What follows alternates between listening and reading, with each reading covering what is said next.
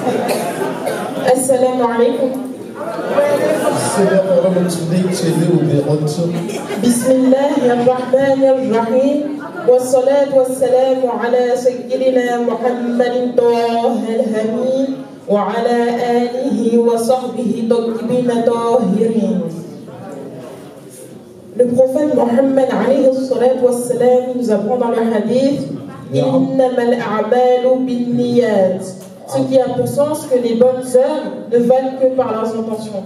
Du coup, je vous recommande à vous, ainsi qu'à moi-même, de mettre l'intention sincère que si on assiste à cet événement, si on assiste à ces cours de religion, Inch'Allah, c'est uniquement pour gagner l'agrément de Allah. La personne, lorsqu'elle fait un acte, on peut le classifier en 5 catégories. Il y a les actes qui sont obligatoires, comme par exemple le fait de faire la prière, comme par exemple le fait d'apprendre la science de la religion, comme par exemple le fait de jeûner. Il y a les actes qui sont surérogatoires, comme le fait par exemple de faire la prière en début de son temps, ou autre que cela, le fait de passer le siwak avant de faire la prière. Il y a les actes moubah, qui sont les actes du commun, comme le fait de manger, de dormir, etc. Il y a les actes qui sont déconseillés, d'accord, comme par exemple le fait de faire la prière à la fin de son temps. Il y a les actes qui sont haram. C'est comme par exemple le fait de voler, le fait de faire la médisance et ce qui est de cet ordre. Lorsqu'on dit quelque chose qui est haram, qu'est-ce que ça signifie?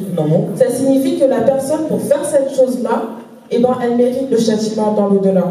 Quelqu'un qui fait quelque chose qui est haram, ça veut dire que cette personne-là, elle mérite de se faire châtier dans l'au-delà pour avoir accompli cet acte-là. Et Allah, il nous ordonne de faire preuve de piété. Allah, il dit dans le Coran, Ya ayyuhalladhina amanu ittaqullaha haqqa tuqatih wa la tamutunna illa antum muslimun. Ce qui a pour sens, ô vous qui avez cru, faites preuve de piété à l'égard de Allah et veillez à ne mourir qu'en étant musulman. La piété à taqwa, qu'est-ce que c'est? La piété, c'est que la personne, elle va accomplir toutes les obligations et elle va délaisser tous les interdits. Ça veut dire qu'il n'y a pas un haram que la personne, elle peut faire. Toutes les obligations, c'est une obligation de les faire et la personne, elle doit s'y tenir. Et la personne, elle doit délaisser tous les interdits. C'est ça la piété. Et Allah, il nous ordonne de faire preuve de piété. Mais pour faire preuve de piété, n'est-ce pas qu'il faut que la personne, elle ait appris la religion, qu'elle sache les obligations qu'il faut faire, qu'elle sache les choses qui sont haram pour pouvoir les délaisser. Et pour cela, la personne, il faut qu'elle apprenne la science de la religion. Souvent, lorsqu'on est petit, on nous dit il faut faire la prière, nous on est musulmans, etc. Mais la personne, elle ne sait pas pourquoi elle le fait.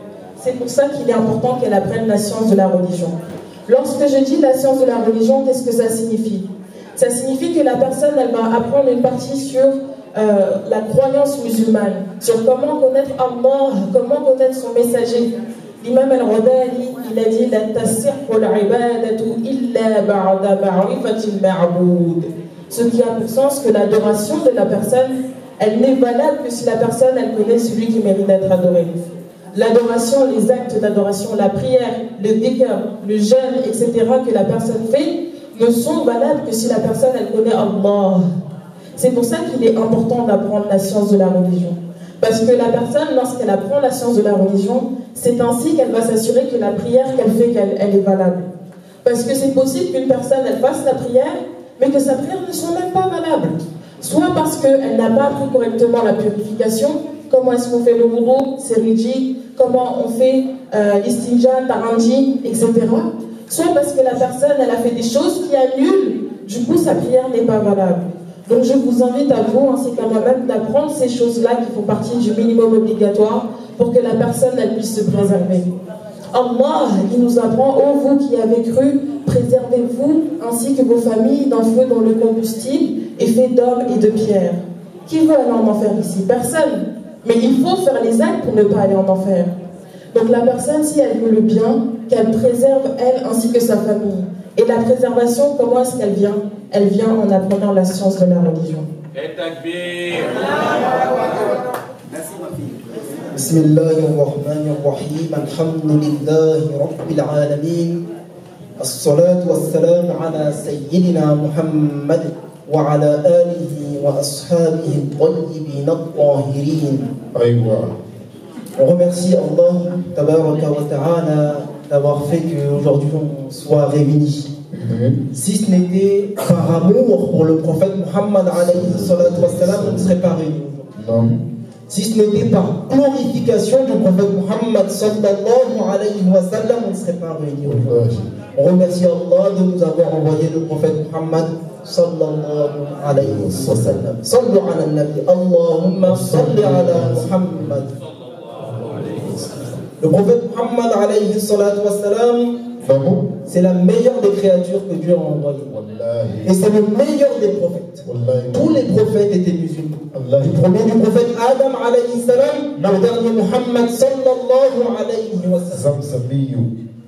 قال رسول الله صلى الله عليه وسلم الأنبياء إخوة لعلات دينهم واحد وأمهاتهم شتى. Les prophètes sont tous des frères de même père mais de mères différentes. C'est-à-dire que leur religion est la même mais les lois sont différentes. Et le meilleur des prophètes alayhi salatu wassalam, c'est le prophète Muhammad alayhi salatu wassalam. Qui est-ce qui nous a appris à accomplir la prière? Le prophète Muhammad alayhi salatu wassalam. Qui nous a appris à jeûner pendant le mois de Ramadan? Le prophète Muhammad alayhi salatu wassalam. Qui nous a appris à accomplir le Hajj? Le prophète Muhammad alayhi salatu wassalam. Le prophète Muhammad sallallahu alayhi wa sallam, il nous a appris des choses qui nous seront utiles dans ce bas monde et dans l'au-delà. Et on le remercie pour ça. Parmi les choses les plus importantes que le prophète Muhammad alayhi salatu wassalam nous a appris, il y a l'iman, la foi, la croyance en Dieu et en son messager. Il a dit alayhi salatu wassalam, afdalul a'mali imanun billahi wa rasuli sallallahu alayhi wa sallam. La meilleure des œuvres que la personne elle peut faire, la meilleure dans l'absolu, meilleure que la prière, meilleure que la zakat, meilleure que le jeûne du mois de Ramadan, c'est le fait de croire en Allah et en son messager sallallahu alayhi wa sallam. Et c'est ça qui fait que la personne elle est musulmane. C'est ça qui fait que la personne, yawm al-qiyamah, au jour du jugement, elle gagnera le paradis. C'est parce qu'elle est morte sur l'islam. L'islam, c'est le fait de savoir que Dieu il existe. Que Dieu il est unique. Il n'y a qu'un seul Dieu. Que Dieu il n'a pas de début à son existence. Il n'a donc pas de fin à son existence. Dieu n'a besoin de rien. C'est-à-dire, l'obéissance des obéissants, Dieu il n'en a pas besoin. Le fait qu'une personne désobéit à Dieu, ça ne nuit pas à Allah. Dieu n'a besoin de rien dans l'absolu. Celui qui a besoin, il n'est pas tout puissant. Celui qui n'est pas tout puissant, il ne peut pas créer. Celui qui ne peut pas créer, ce n'est pas Allah. Donc c'est ça la croyance des musulmans. La croyance des musulmans, c'est aussi de savoir que Allah ne ressemble pas à ce qu'il a créé. Qui est-ce qui a créé les hommes? 30 minutes. Allah. Allah existe, les hommes n'existaient pas. Puis Allah a créé les hommes, donc Allah n'est pas un homme. Qui est-ce qui a créé la lumière? Allah Ta'ala dit dans le Coran, Alhamdulillahi alladhi khalaqa as-samawati wal ard wa ja'ala adh-dhulumati wan nur. La louange est à Allah, celui qui a créé le ciel et la terre et a fait entrer en existence l'obscurité et la lumière. Allah est celui qui a créé l'obscurité et la lumière, ce n'est pas une obscurité et la lumière. Allah il a créé le ciel, Allah il a créé le trône, Allah a créé la terre. Il n'a pas besoin de ce qu'il a créé. Il existe toujours tel qu'il est de toute éternité, sans endroit. هذا عقيدة المسلمون والحمد لله رب العالمين وصلى الله وسلم على سيدنا محمد وعلى آله وصحبه وسلم.